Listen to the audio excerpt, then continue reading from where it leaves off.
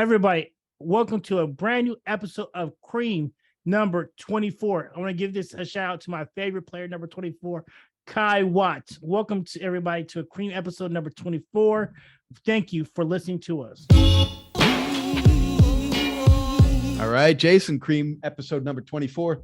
We're actually going to kick it off with a little bit of good news, uncharacteristic good news in the economy and for U.S. households and consumers. That's because Social Security payouts are getting a bump next year. So why don't you tell us about that? Yes. So if you're a Social Security recipient, next year you're about to have your biggest increase since 1981. So over 41 years. So in 2023, the increase is going to be 8.7%. So the average individual retired worker, that's $146 increase. And average couple is going to be $238. And all of this is because of inflation. That's why you're receiving the biggest pay increase that we have seen in the last 41 years. I apologize. So shout out to everybody who's on Social Security who's about to receive an increase.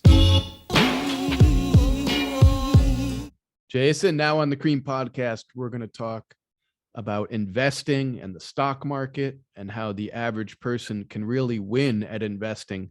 It's not as complex as people think. It's not about get rich quick or finding the new thing or hitting on one amazing stock or buying the right Bitcoin, buying or selling at the right time. It's definitely not about that, but there are some fundamental, simple ways that the average person can guarantee they win at investing. So what are those ways? First of all, everybody, you got to keep it kids. Keep it simple, stupid. So these 5 ways are going to help you with that. 1, you got to start early. Earlier, the better. 2, you got to stick with it. You got to stay consistent. Number 3, don't lose, or here's a big one I see all the time, don't withdraw your money out of it. Number 4, don't get too high. Don't get too low. Know how to stay steady Eddie the whole time. And number 5, control your fear and greed.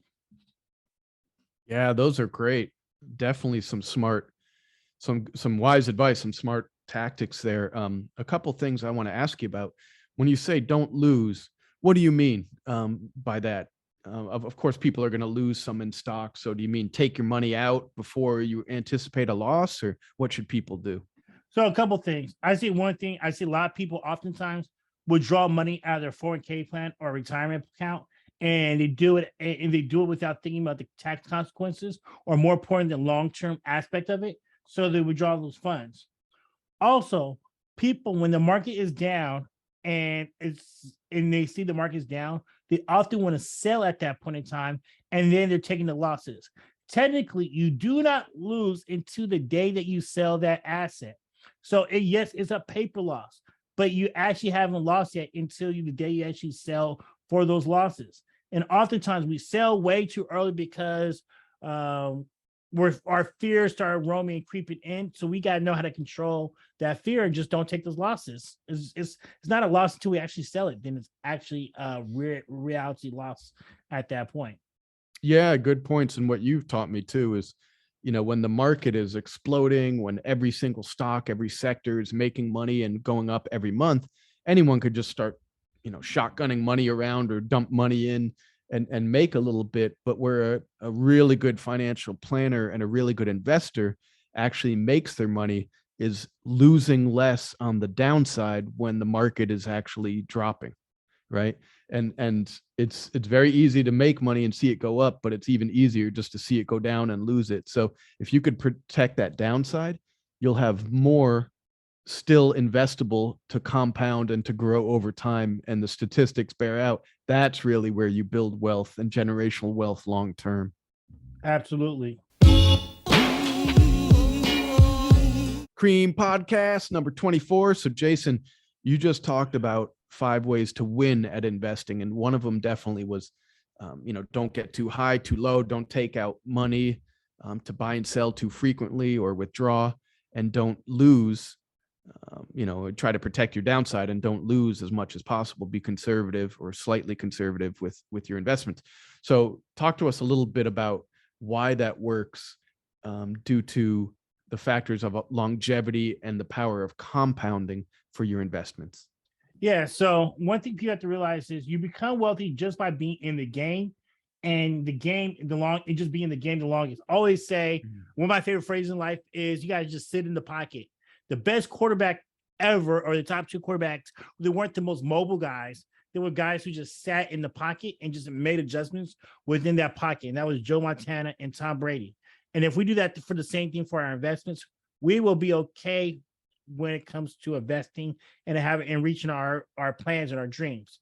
So $81.5 billion of Warren Buffett's $84.5 billion net worth came after his 65th birthday, which means a majority of his billions came after he was 65. And $84.2 billion was accumulated after his 50th birthday. So he didn't get all wealthy in his 20s, his 30s, and 40s. They all came in his second half of life. And I know oftentimes a lot of us are young. We think we're supposed to get rich early on, but often because we see these athletes and these entertainers. But really, for most of us, the key is let's be consistent, sit in the pocket, and longevity is going to kick in, not try and just hit home runs. That's amazing. Yeah. So to recap, Warren Buffett's worth about 84 billion right now, 84.5 billion. 81.5 billion of that, so all but 3 billion, came after his 65th birthday, and 84.2 billion, so there was only 1.3 billion that did not come after his 50th birthday. The other way he achieved that, other than picking stocks, with strong fundamentals and really with value and really protecting his downside, being very conservative, is because he started so early too. He started investing, I forget, something crazy like 10 years old was his first investment, and he was investing in his teens and 20s when most people don't really start in earnest until 30s and 40s, when they're like, oh boy, I better save something. So that's just mind-boggling stats about Warren Buffett, but also shows the power of longevity and compounding. So like Jason said, stay in the pocket, people. Well, all right. Yeah.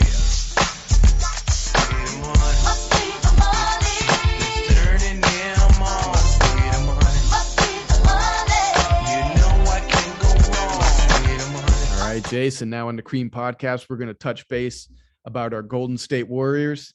I should say your Golden State Warriors, because I'm a Celtics fan, and hopefully you don't punch me out like Draymond Green, but we're going to talk not about the NBA season and what's happening on the court right now, because it's underway. We're going to talk about the insane financials and the tax bill come due with the Golden State Warriors. So tell us about that. So right now, being a champion, it costs.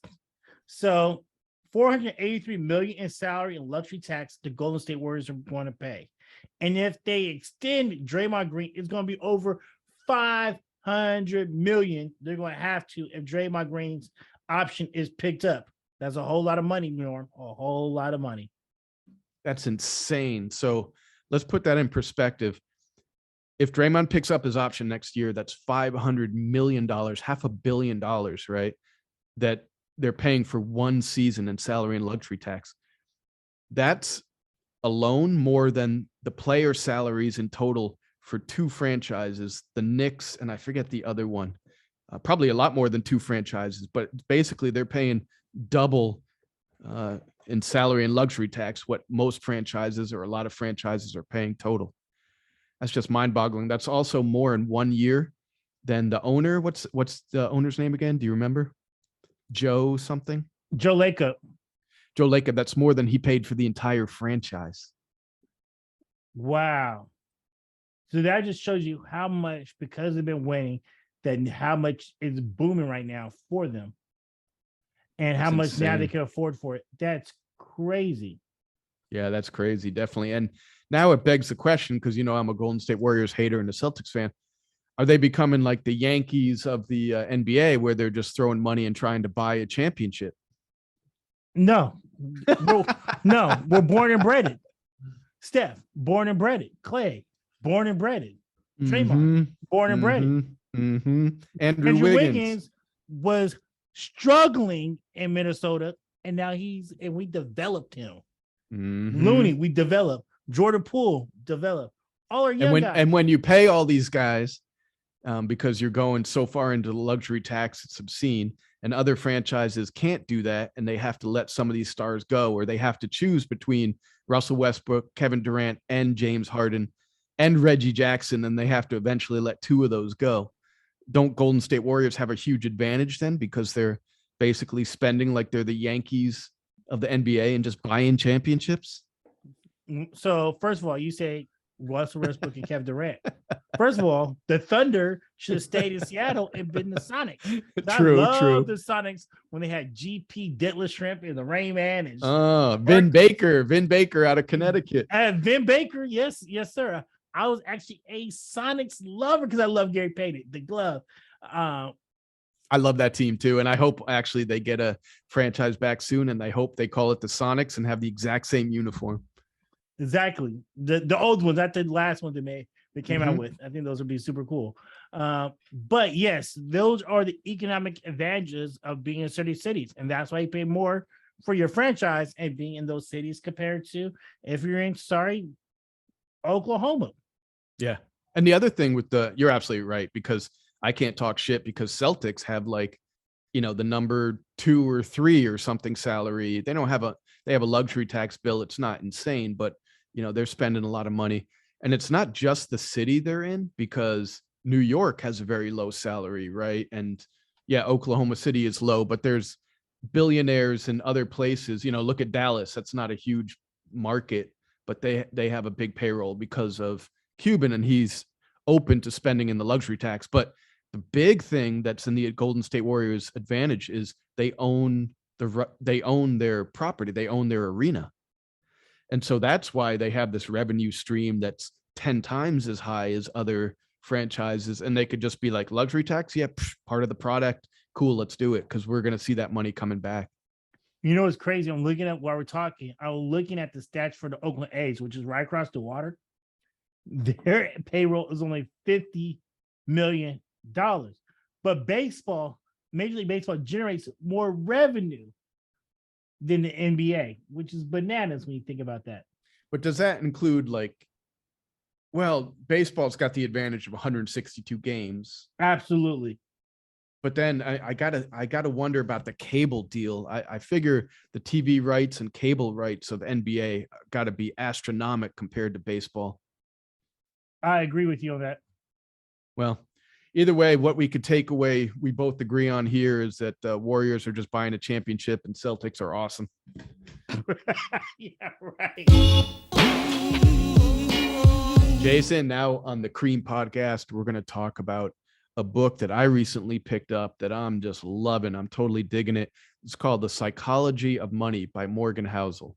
And I know you're a voracious reader. You read a ton of books. You're always educating yourself, going to conferences, really, really in the know, so you could pass on that knowledge to your clients. But I'm digging this book so much that I wanted to bring up a couple fun things and introduce it to you as well. So I sent you a few quotes just from the beginning of the book, and I would love for you to read those and then give your take or your analysis or your impressions on those concepts, if you would. Yeah. So first quote is, getting money and keeping money are 2 different things. So oftentimes I see people who know how to make money, but when you see them try to maintain or keep it for the longevity, it's 2 separate things. Oftentimes you see it most famously is with athletes and entertainers, where they make money and then at the end of their career, they are now on the next episode of ESPN broke because they don't know how to keep that money, because as they're making money, they don't put together strategies to keep it. So that's a great quote. Definitely. Getting money and keeping money are 2 very different skills. Definitely. So how about the next one? This one I thought you would like. It's sort of funny. Planning is important, but the most important part of every plan is to plan on the plan not going according to plan. That is just life, period. I always tell my son, one of my favorite phrases I always like to say is, burn the boat. And once you burn the boat, you're going to have to make adjustments. That's just part of life, and nothing's ever going to be as smooth as we think it's going to.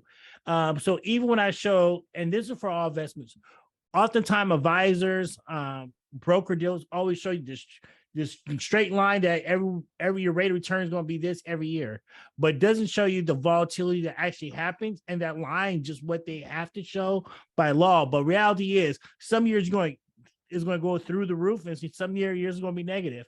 And so I think this is a great quote. Yeah, and you talk a lot about this even before, where there's always some unprecedented event that pops up that we're not used to. Y2K, 9/11, the COVID. housing crash, COVID, the war in Ukraine, whatever's coming next. So you just got to stay flexible and roll with it and prepare. When times are good, make sure you have your eye on what's next, because planning is important. But the most important part of every plan is to plan on the plan, not going according to plan. Never heard it better. All right. How about the next one from The Psychology of Money? The next quote I like. Money, greatest intrinsic value, and this cannot be overstated. It is the ability to give you control over your time. I love it. Oftentimes, with the lack of money, we don't have, you see, especially hardworking, blue collar, working class people who are just working 2-3 jobs, trying to make ends meet. And they're doing that and they don't have time. They don't have free time to think or spend time with their family because they're so working because they need money. While you see people with money, they're able to take a deep breath and pause and relax and to have the ability to think, and it gives them options. And and people don't understand the importance of how money gives us options in life. The ability to breathe. When the things go in the gym, we're not stressing. We're not seeing how it reduces how many arguments we have with our spouses, divorce, and everything else. So the simple fact that we have money, and I don't think people truly understand the importance of having money enough and the value that it brings, and in the options and the abilities we have to think when we have money compared to when we have lack of money. To make the correct choice, not the necessary choice short term out of desperation and paying that next bill, right? He gives a lot of examples of exactly what you said in the book, how it looks like in the real world. But he also talks about, you get all these super wealthy CEOs and investors and billionaires, and you get them at the tail end of their life, and in the autumn of their life, let's say, and you ask them about what's the meaning of life, what does it all mean, what's the most valuable thing, and none of them say that extra house, that other car, being able to go, they say health, family, and being able to control your time, being able to be the master of your own destiny and follow your passion, and have the luxury of the time and the space and the means to follow what gives you meaning in life, whether that's a charity or a hobby or sailing or, being involved with people in a company that you really like so you enjoy your work. So money's greatest intrinsic value is the ability to give you control over your time. I love it. Same here. I love that. I'm right now. When I was at the conference in Pacific and Pack Life through at Huntington Beach, they had something about putting together your bucket list. They had this guy, he had a TV show, MTV, about bucket list. And he wrote a book about it, how to put together your bucket list. And that's what I'm working on right now. So I understand the exact meaning of that. And the book is called Bucket List Journey. So I know exactly what you mean from that. Yeah, and maybe I'll read that one next too. But yeah, from time to time, as I go through The Psychology of Money, I'm taking my time and I'm, highlighting or screenshotting a bunch of good stuff. We'll share it on the C.R.E.A.M podcast. And I know you're going to jump into that book soon as well. Yes, sir. Everybody, product of the day or shout out to be aware of right now with rising interest rates. I think this is a great time where I'm seeing for my clients who might have CDs, savings accounts, fixed annuities, or bonds. I think this is a great time right now where you should be shopping, looking around to see if you can get a higher interest rate on your money than you have previously have seen. Oftentimes, the institutions that we have our money at now won't offer us these great rates that we're seeing now due to a higher interest rate environment. So if you have any of these safe money, I like to call it, financial vehicles, you should start shopping and looking around at other institutions because they might be giving you numbers and interest rates and growth on your money that you have not seen in the last 10 or 20 years on your money. Shout out of the day for that. Everybody, thank you for watching episode number 24 of the C.R.E.A.M podcast. If you found this handy, if you wanted to talk about a subject, make sure you put it in the notes. Also, if you love it, please share it so we can get to 2,000 subscribers. Once again, thank you for watching Cream Podcast, episode 24. Well, all right.